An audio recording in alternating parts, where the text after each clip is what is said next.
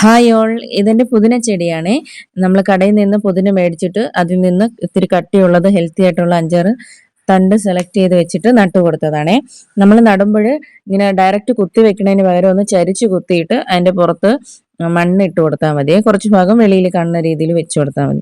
അപ്പോൾ ഓരോ നോഡിൽ നിന്നും പുതിയ പുതിയ ചെടി വളർന്നു വരുവേ.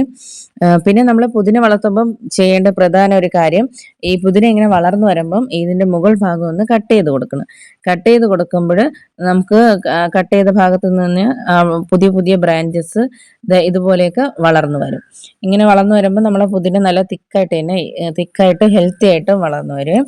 പിന്നെ നമ്മൾ ചെയ്യേണ്ടത് ഡയറക്റ്റ് മഴവെള്ളം തെറിക്കാത്ത രീതിയിൽ വെക്കണേ. ഇതിപ്പോൾ മഴയൊക്കെ സീസൺ ആയതുകൊണ്ട് ഷെയ്ഡിൽ വെച്ചിട്ട് മഴവെള്ളം തെറിച്ചിട്ട് കുറച്ചൊക്കെ ചീഞ്ഞു പോയിട്ടുണ്ട്. ഇനി ഇതിന്റെ പുറത്ത് കുറച്ച് മണ്ണിട്ട് കൊടുത്താൽ മതി, പുതിയ ചെടി വളർന്നു വന്നോളും.